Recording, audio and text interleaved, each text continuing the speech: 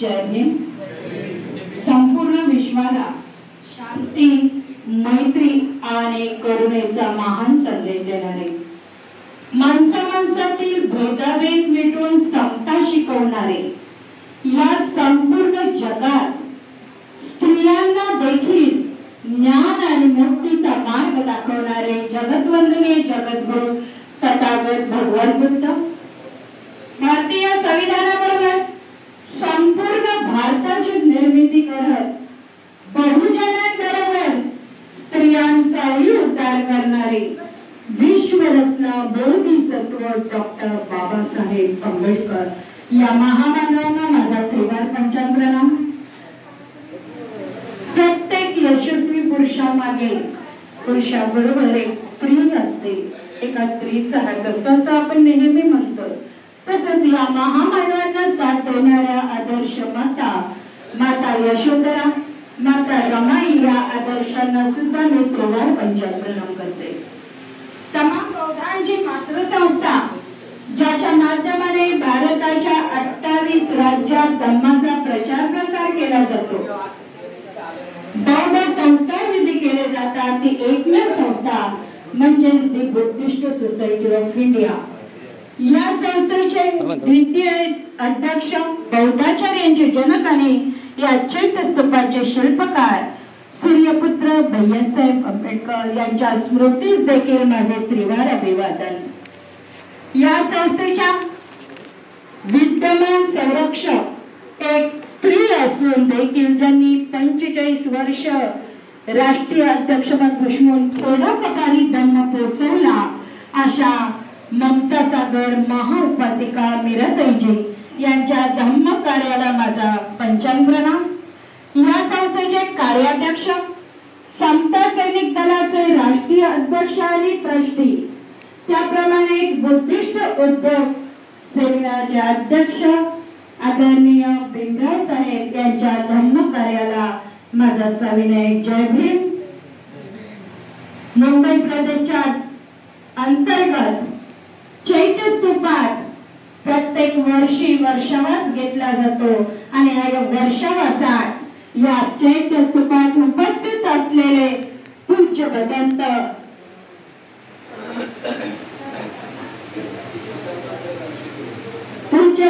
श्रद्धा पालवे आणि पूज्य बंते विशुद्ध बोधी यांना देखील माझा त्रिवार पंचांग प्रणाम. या ठिकाणी उपस्थित असलेले मुंबई प्रदेशचे सरचिटणीस बडेकर गुरुजी, या वर्षावास मालिकेचे अध्यक्ष संस्कार मुंबई प्रदेशचे संस्कार उपाध्यक्ष विलास डोबळे गुरुजी. आता वेळेनुसार मी सगळ्यांची नावं घेत बसत नाही. सर्वच पदाधिकारी मुंबई प्रदेशचे, त्याप्रमाणे महाराष्ट्राचे उपस्थित असलेले सर्व पदाधिकारी, आजी माजी, सर्वच श्रमणे बौद्धाचार्य आणि आता निर्माण होणारे बौद्धाचार्य, उपासक उपासिका, बाल बालिका, सर्वांना माझा सविनय जय भीम.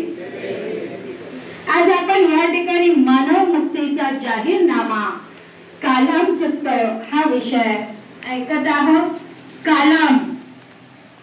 कालम सूत्र हा विषय जर आपण बघितला, अगदी 7 ओळीचा हा विषय आहे, जास्त मोठा नाहीये, परंतु तरी सुद्धा या 7 ओळीमध्ये संपूर्ण धम्म सामावलेला आहे आणि हा धम्म आपल्याला समजून आला पाहिजे. यासाठीच आपण आज हा विषय घेतलेला आहे. जर बघितलं तर मानवाची मुक्ती कशात आहे, आपण अनेक गोष्टी परंपरागतरित्या करत आहोत. जर आपण बघितलं, आजचं जग विज्ञानवादी आहे, अंतराळात पोहोचलेला आहे, अगदी चंद्रावर सुद्धा महिला पोहोचलेल्या आहेत. ग्रह गोलाची दिशा विज्ञानाच्या साहाय्याने आज आपल्याला जाणता येते. हवामान ताप अंदाज वर्तवता येतो. म्हणजे आज मानवाची प्रगती हे विज्ञानाच्या साहाय्याने झालेली आहे. असे असले तरी या विज्ञानाने जगात सुद्धा 90% लोक ही अंधश्रद्धेत कर्मकांडात गुंतलेली आहेत. आज देखील 90% जनता आपल्याला अंधश्रद्धेत जखडताना दिसून येते. आता हे असं का होतं? तर याला कारण आहे परंपरावाद, जुनाट परंपरावाद. धर्मगुरु, ज्योतिष, बुवा, बाबा, चमत्कार यावर विश्वास ठेवून आजचा समाज कुटुंबाचीच नाही, स्वतःची, कुटुंबाची आणि समाजाची, त्याबरोबर देशाचीही हानी करत आहे. हा समाज परंपरावादी जोखडातून बाहेर पडू शकत नाही. त्यांचे धर्मगुरु, परंपरा, ज्योतिषकार त्यांना बाहेर पडूच देत नाही. या धर्मवादी परंपरेनेच माणसामध्ये कळलं आहे. त्यांच्या दुःखाचे कारणे निर्माण होत आहे, तरीही त्यांना या दुःखातून बाहेर पडण्यासाठी पुन्हा पुन्हा कर्मकांडातच गुंतत आहे. प्रत्येक जण समाजावर आपले मत लादत आहे. या अधोगतीपासून वाचण्याचा एकमेव मार्ग म्हणजेच कालामसूत्र. काय आहे कालामसूत्र? त्याच्यात मानवाच्या प्रगतीशी काय संबंध आहे हेच आपल्याला आज जाणलं पाहिजे. या ठिकाणी मी पहिल्यांदा पाली कालामसूत्र वाचत आहे, त्यानंतर तुम्हाला त्याचं संपूर्ण विश्लेषण करणार आहे. अगदी 10 ओळीचं जे कालामसूत्र आहे, एकदम छोटस कालामसूत्र. इति खो कालमा यंतं अवोचुहं एथं तुमे कालमा मा अनुसवेन मा परंपराय मा इत्तिकिराय मा पिटक संपादानेन मा तक्क हेतु मा नय्य हेतु मा आकार परिवित्तकेन मा दिट्टि निज्झान खंतिया मा भगत रूपताय मा समनो नागरुति यदा तुमे कालमा अत्तनाव जानेत्थाय इमे धम्मा कुशला इमे धम्मा सावजा इमे धम्मा विज्जगणिता इमे धम्मा समत्ता समधिना अहिताय दुःखाय सवंतिति अत तुमे कालमा पजहेत्यात. म्हणजे हे कालामानो, तुम्ही जुनाट परंपरेच्या आहारी जाऊ नका. कोणी मोठ्यांनी सांगितले म्हणून करू नका. हा काळानुसार चालत आलेली, वर्षानुवर्ष चालत आलेली आमच्या कुटुंबाचा परंपरा आहे म्हणून, किंवा कुणी प्रसिद्ध व्यक्तीने सांगितले म्हणून ऐकू नका. तर तुम्ही तुमच्या मनाचा विचार करा. अगदी छोट्या सारांश रूपात हा त्याचा अर्थ होतो. आज जर काही वर्षापूर्वी सिनेसृष्टीत एक पिक्चर आला होता, तुम्हाला सगळ्यांना माहित असते, पीके सिनेमा. या पीके सिनेमात जर बघितलं तर तो जो हिरो आहे त्याची एक वस्तू हरवलेली असते आणि ती शोधण्यासाठी तो सगळ्यांना विचारतो. अगदी पंडितांना विचारतो, ब्राह्मणांना विचारतो, मौलवींना विचारतो, ख्रिश्चन फादरला विचारतो, कुणीही सांगत नाही. त्यावेळी तो बौद्ध भिक्षुकडे जातो. त्यावेळी बौद्ध भिक्षू सांगतो, तू स्वतःचा प्रयत्न कर, तुझी वस्तू सापडेल. आणि तो प्रयत्न करतो, त्याला त्याची वस्तू सापडते. आपण तो पिक्चर बघितला असेल, सारांश रूपाने असला तरी तो पिक्चर 3 तास कसा रेटून नेला हे आपल्याला दिसून येतं. तर यासाठी या गोष्टी आपल्याला समजण्यासाठी आज गरज आहे कालामसूत्राची, म्हणजेच मानव मुक्तीच्या जाहीरनाम्याची. त्यालाच केसमुती सूक्त असे म्हटलं जातं. हे सूक्त म्हणजे त्रिपिटकातील अंगुत्तर निकायामधील भगवान बुद्धांच्या उपदेशांचा एक छोटासा अंश आहे. महायान संप्रदाय व थेरवादी नेहमीच या सूत्राचा उल्लेख मुक्त चिंतन म्हणून करत असतात. हे सूत्र मोठे नसले तरी मानवी जीवनाच्या विकासासाठी अतिशय महत्त्वपूर्ण आहे. कालामसूत्राला वेगवेगळ्या देशात, भाषेत वेगवेगळ्या नावाने ओळखले जाते. पालीमध्ये याला कालामसूत्र किंवा केसमुक्ती सूक्त म्हणतात. संस्कृत मध्ये याला कालाम सूत्रे म्हटलं जातं. तर बर्मी मध्ये याला कलाम थोके किंवा केतमोक्ती थोके म्हणून ओळखलं जातं. या ठिकाणी जर आपण बघितलं, कलामांनी आपल्या शंकेचं निरसन करण्यासाठी भगवान बुद्धांना प्रश्न विचारले होते आणि त्यातून या कालाम सूत्राची निर्मिती झाली. भगवान बुद्ध एकदा केसमुक्ती नगरामध्ये एकदा चारिकेला जात असताना केसमुक्ती नगरामध्ये आले असता त्या ठिकाणी राहत असलेले कालाम म्हणजे एखाद्या ठिकाणी राहणारे वस्ती जी असते त्या वस्तीचे जी लोक असतात त्यांना परंपरेने म्हणजे खूप वर्षापासून राहत असतात त्यांना त्यांच्या नावाने ओळखलं जातं. तसं तेथे राहणाऱ्या लोकांना कालाम नावाने ओळखलं जात होतं. ह्या कालाम भगवान बुद्धांजवळ भगवान बुद्धांना अभिवादन केलं आणि आपापली मते विचारली. भगवान बुद्धांना त्यांनी काय विचारलं, भगवान बुद्धांनी काय सांगितलं. तर भगवान बुद्धांना ते कालाम म्हणतात, हे भगवान, आमच्या केसमुक्त नगरात अनेक श्रमण ब्राह्मण येत असतात आणि आपापली मते मांडतात. प्रत्येक जण येतो, स्वतःचं मत खरं कसं आहे हे सांगण्याचा प्रयत्न करतो. सर्वश्रेष्ठ माझंच मत आहे, इतरांचा मताचं ते खंडन करत असतात. इतरांची मत हीन दीन असल्याचे सांगतात. तर त्यानंतर दुसरे ब्राह्मण श्रमण येतात, त्यावेळी ते त्यांच्या मताचा महिमा गातात.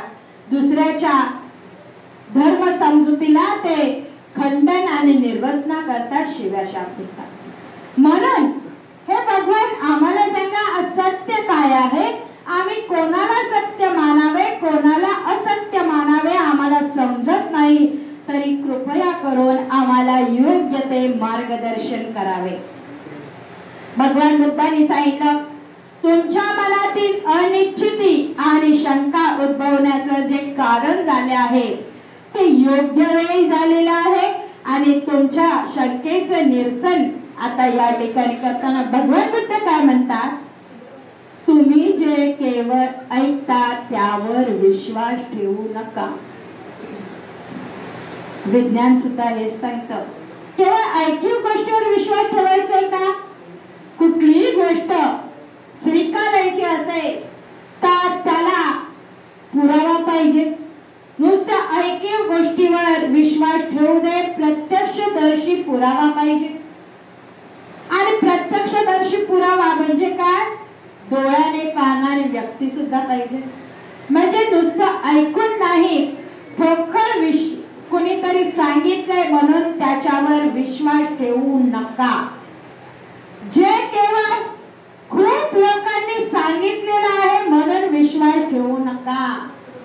बघा, खूप लोकांनी सांगितलेलं आहे, प्रत्येक जण येतं सांगतं देवावर विश्वास ठेवा, देव नवसाला पावतो. आणि भोळी बाबडी जनता देवावर विश्वास ठेवते, नवसाला पावतो म्हणून नवस करते. उदाहरणार्थ तुम्हाला माहिती आहे आपल्या मुंबईत सध्या काय चालतं, वेगळं सांगण्याची गरज नाहीये.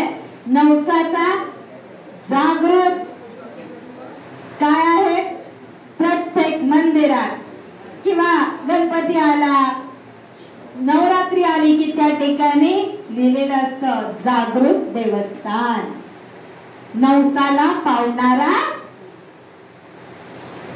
आणि हे परंपरेने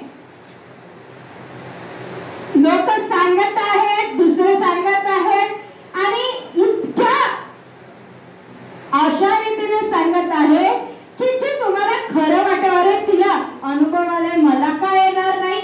आणि म्हणूनच अनेक जण या ठिकाणी जातात, खरं तर सत्य जाणण्याचा प्रयत्न करतच नाही. म्हणून भगवान बुद्ध म्हणतात, केवळ ऐकीव गोष्टीवर विश्वास ठेवू नका. कोणी खूप लोक सांगतात म्हणूनही विश्वास ठेवू नका. जे केवळ धर्मग्रंथात पुस्तकात लिहिलंय म्हणून विश्वास ठेवू नका. धर्म धर्मग्रंथ. मी इतर धर्माचं बोलत नाही, मी सध्या आपला बुद्ध आणि धम्म त्याच्यावरच बोलते. बुद्ध आणि धम्म हा ग्रंथ इंग्रजीमध्ये डॉक्टर बाबासाहेब आंबेडकरांनी लिहिला. घनश्याम तळवटकर, संशारेंगे, मबा चिटणीस यांनी त्यांचं मराठीमध्ये भाषांतर केलं. तर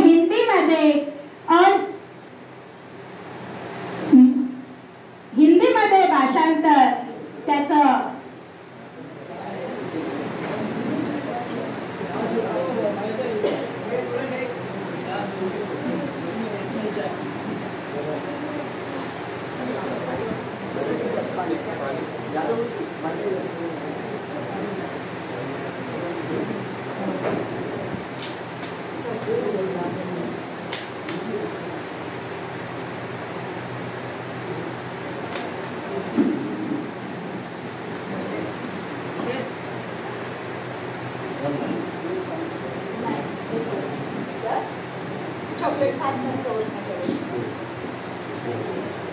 तर त्याचा हिंदीमध्ये भाषांतर झालं. त्या दोन्ही भाषांतर झाली. आता सिद्धार्थ प्रकाशनने भाषांतर करणं, पुस्तकं प्रकाशन करणं बंद केलं.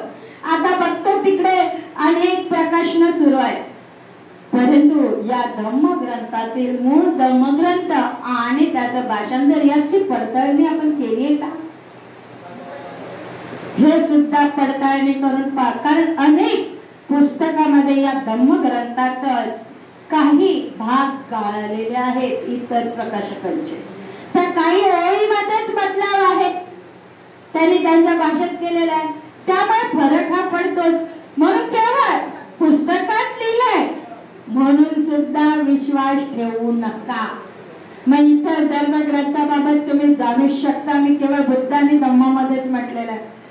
आपल्या वंदनेचं पुस्तक, हे पुस्तकात सुद्धा आता पुस्तक छापणारा मशीन आहे आणि त्यावर लिहिताना टायपिंग मिस्टेक होऊ शकते, हे सुद्धा जाणार. त्यामुळे एका शब्दाचा विरुद्ध अर्थ सुद्धा निघू शकतो.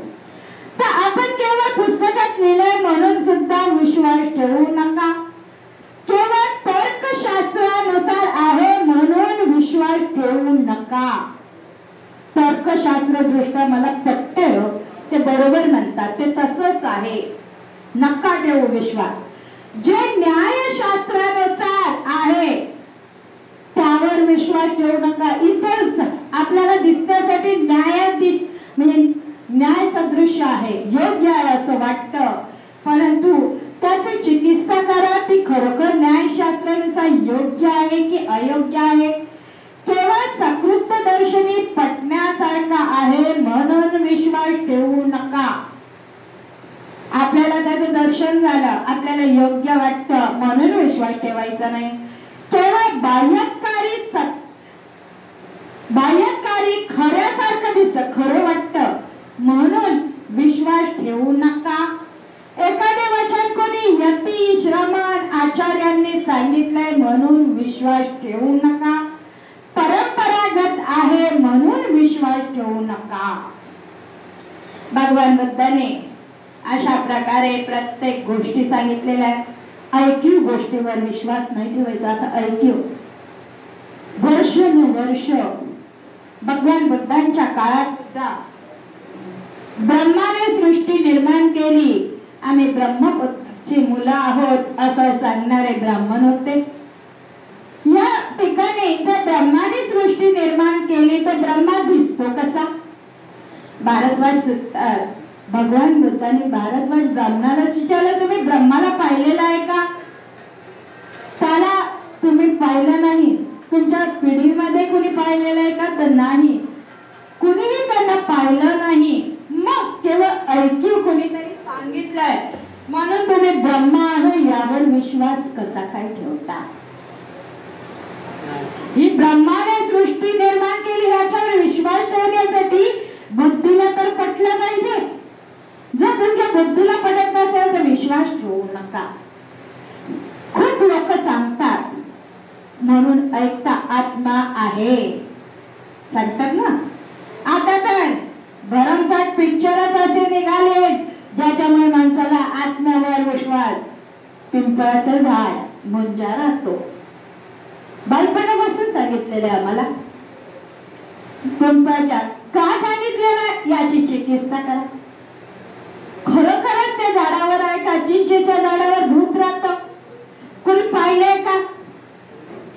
बरं, भूत असतात कुठले कपडे घालतात हो?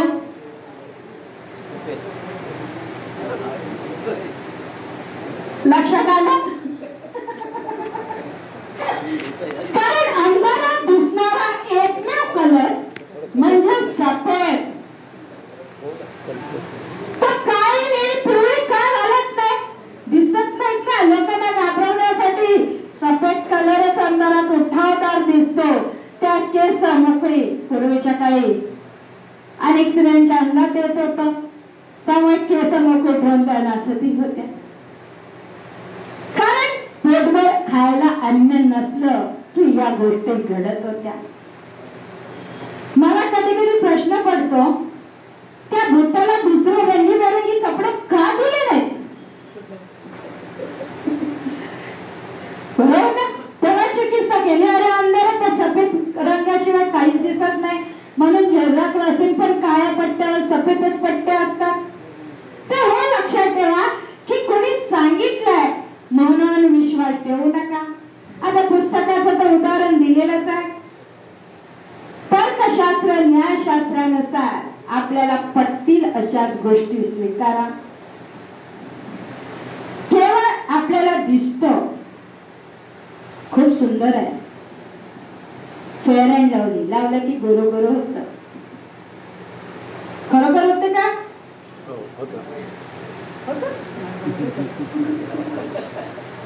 म्हणजेच विचार करा, पटण्यासारखं आहे का? जे नॅचरलता आहे ती नॅचरलताच असणार ना. नॅचरल ब्युटी जशी आहे तशीच. आरसा खरं बोलतो आपण नेहमी म्हणतो. तुम्ही स्वतःचं रूप आरशात पहा ना, जसं असाल तसं दिसेल.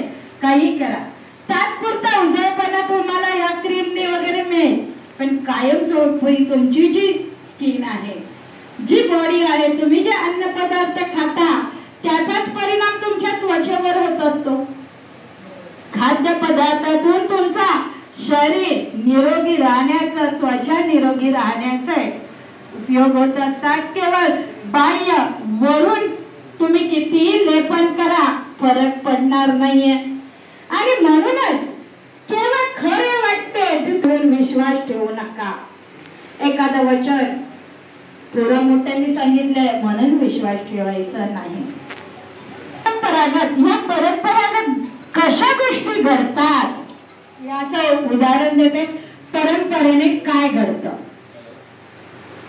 भगवान बुद्धाचा काळ 2500 वर्षाचा होता. बघितलं आपण तर पुरातन काळात आजच्यासारख्या लाईटी नव्हत्या. घराघरात उजेडाची सोय फक्त रात्रीची मशाल जाळून केली जायची किंवा दिवे जाळून. या दिव्यांचा उजेड जास्त नव्हता हे आपल्या सगळ्यांना माहिती आहे. आणि त्या काळात जास्त दिवे जाळायचे नाहीत म्हणून लवकर माणसं झोपणारी होती. तेव्हा एक परंपरा होती का रात्रीची नख कापू नये, झाडू मारू नये. आता त्या परंपरेला अंधश्रद्धेचं रूप आलं.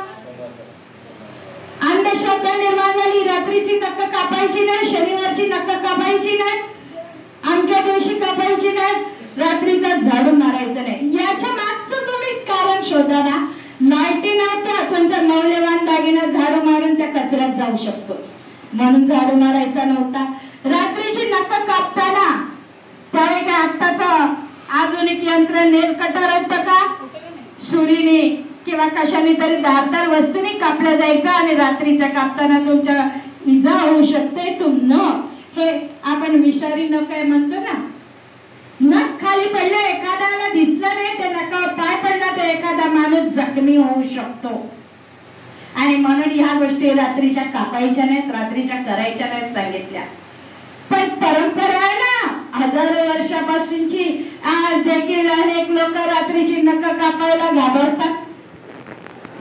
शनिवारची नख कापत नाही, रात्रीचा झाडू मारायचा नाही, उपास आहे आज रात्री झाडू मारायचा नाही, कचऱ्यातच राहायचं. म्हणजे या गोष्टी परंपरेने, एक परंपरा म्हणून एक उदाहरण देते. एक जोडपं होतं आणि या जोडप्याला एकुलता एक मुलगा होता. मुलाच्या शिक्षणासाठी कठोर परिश्रम घेतले त्यांनी आणि कालांतराने त्या मुलाला शिक्षणासाठी बाहेर पाठवलं. वय झाल्यामुळे या दोघांना अचानकपणे अंधदृष्टी निर्माण झाली, म्हणजेच त्यांचे डोळे गेले. आता डोळे गेल्यानंतर त्यांना दिसतच नव्हतं.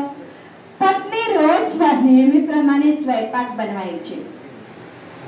आता दिसत तर नाही, पण त्या अंदाजाने स्वयंपाक बनवायची. जेवायला बसल्यानंतर मात्र त्यांच्या त्या टोपल्यात भाकरीच नसायची. झालं, रोज तिला मारहाण व्हायला लागली. का मारताय? तर तू जेवणच बनवत नाही, तू एकटी बनवून खाते. असंच झालं. कारण नसताना तिला मार बसू लागला.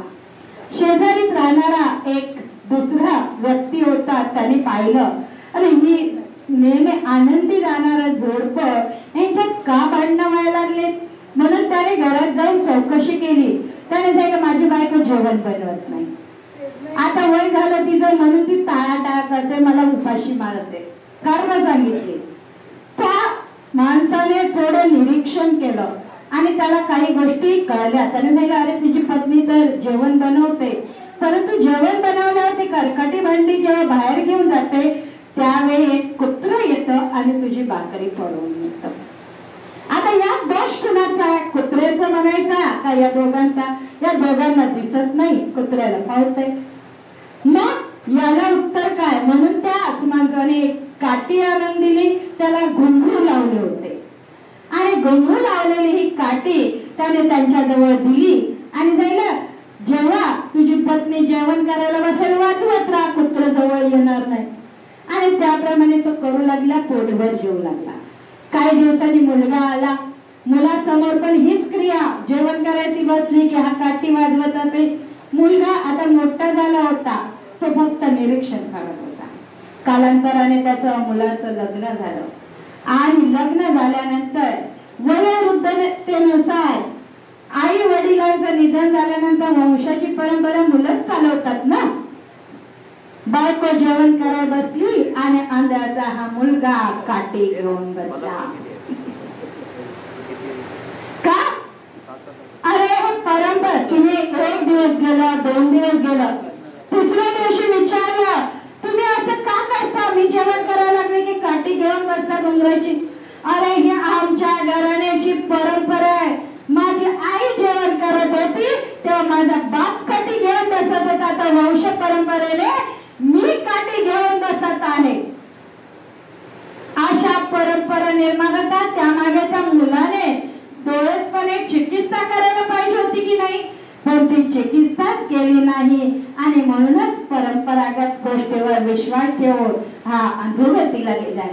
तर म्हणून भगवान बुद्धांनी त्यांना सांगितलं की अशा कुठल्याही गोष्टी करू नका. मग कालाबाने विचारलं मग आम्ही काय करायचे, कोणती कसोटी लावायची, कशी लावायची? भगवान बुद्ध म्हणतात याच्या कसोट्या स्वतःलाच विचारा. या गोष्टी हितकर आहेत काय? शहाण्या माणसाने टाकाऊ मानले आहेत काय? या गोष्टी करण्यासाठी कष्ट आणि दुःख ओढवते काय? हे सिद्धांत तृष्णा, द्वेष, मूर्खता आणि हिंसेला सहाय्यक नाहीत ना. या गोष्टीचा विचार करा. कारण कुठलीही गोष्ट भगवान बुद्धाने पटवून दिलेली आहे, त्याशिवाय स्वीकारलेली नाही. पुढे जाऊन या गोष्टीचा ही शहानिशा केली पाहिजे की हे सिद्धांत माणसांना इंद्रियाधीन म्हणजे व्यसनाधीन करणारे नाहीत ना, हिंसेला प्रवृत्त करणारे, चोरी करण्यास प्रवृत्त करणारे, कामेच्छा पूर्तीसाठी प्रेरित करणारे, असत्य भाषण करायला लावणारे म्हणजे वाईट कुकर्म करायला लावणारे नाहीत ना. असा विचार करा आणि शेवटी स्वतःलाच विचारले पाहिजे या सिद्धांतांचा परिणाम काय होतो. माझं अहित होत नाही ना, माझ्या कुटुंबाचं अहित होत नाही ना, या मला दुःख तर होणार नाही ना? असं भगवान बुद्धांनी त्यांना सांगितलं की तुम्ही स्वतःच्या मनाला विचारा आणि मगच निर्णय घ्या. यामध्ये आपल्याकडे एक म्हण आहे बघा, ऐकावे जनाचे, करावे मनाचे. भगवान बुद्धाने कालाम सुद्धात हे सांगितलेलं आहे की तुम्ही मनाचं करा. याचं उदाहरण पण तुम्हाला माहिती असेल. गाडव ओझे वाहणारा तो मनुष्य मी सांगत बसत नाही, तर तुम्हाला ते ऑलरेडी माहित आहे. भगवान बुद्धाने कालामांना प्रश्न केले, त्या श्रमण ब्राह्मणांचे सिद्धांत तुम्हाला हित साधणारे आहेत का अहितकारक? त्या ब्राह्मणाने सांगितलंय ते तुम्हाला योग्य वाटतं की अयोग्य, म्हणजे तुमचं कल्याण होणार आहे का अकल्याण? तेव्हा त्यांनी सांगितलं नाही. भगवान बुद्ध पुन्हा विचारतात, ते लाभदायक आहेत का हानिकारक? हानिकारक आहे. निंद आहेत का? तर हो, निंदनीय आहे. शहाण्या माणसाला ते मान्य होतील का की निषिद्ध आहे? तेव्हा काला म्हणतात निषिद्ध आहेत, शहाण्या माणसांना मान्य नाही. टाकाऊ आहेत का? होय, टाकाऊ देखील आहे. त्यांच्या आचरणाचा परिणाम दुःखात होईल का? तर होय, दुःखातच होईल.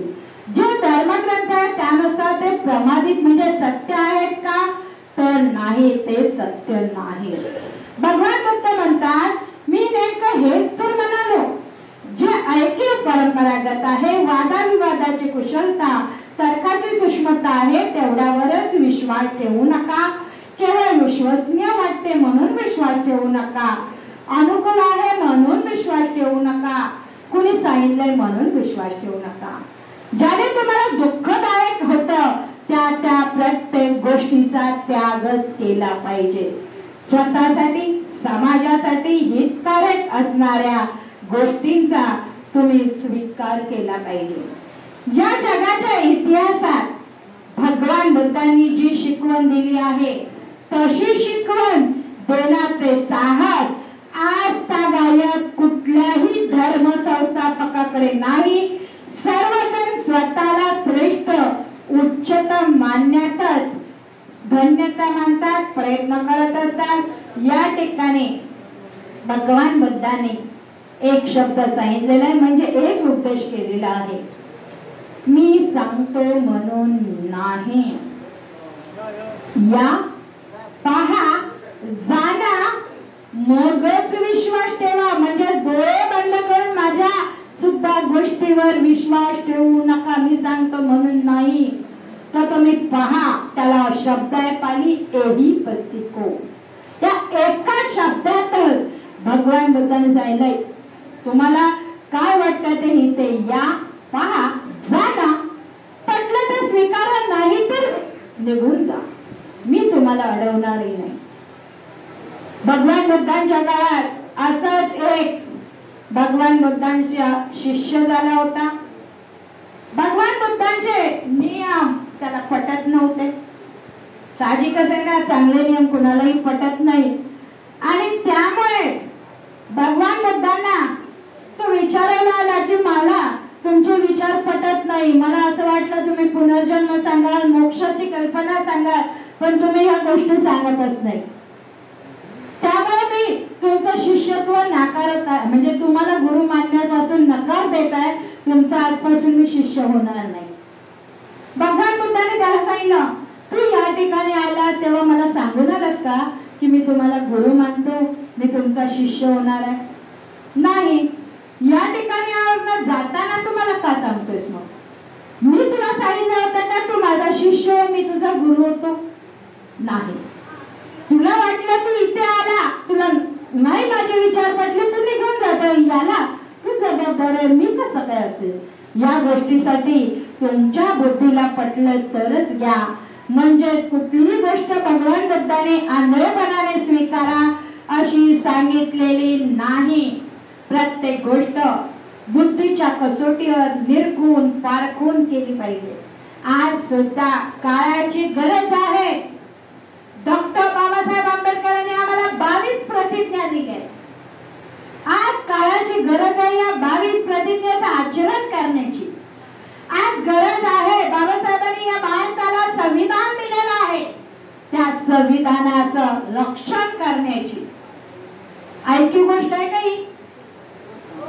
ऐकीव आहे का? नाही. याचा अनुभव अनेकांनी घेतलेला आहे. भारतीय संविधानाच्या कायद्यानुसार येथील जनता चालत आहे. जर हे संविधान नष्ट झालं तर निश्चितपणे आपली अधोगती होणार आहे. आणि म्हणूनच आपल्याला योग्य चिकित्सा करून मनुस्मृती पुन्हा आणायची की हे संविधान टिकवून ठेवायचं हा आपण विचार केला पाहिजे. येणाऱ्या काळात आपण जागृत राहिलं पाहिजे. बाबासाहेबांच्या विचारांचा धम्म प्रत्येक गाव खेड्यात पोहोचवला पाहिजे. भगवान बुद्ध स्वतःच्या शिकवणुकीवर अंधळेपणाने विश्वास ठेवायला सांगत नाही. तसं बाबासाहेबांनी सुद्धा आंधळेपणाने तुम्ही कुठलीही गोष्ट करा असं सांगितलेलं नाही. तर तुम्ही चौकस बुद्धिवान व्हा. बाबासाहेबांनी 50 वर्ष अभ्यास केलेला आहे.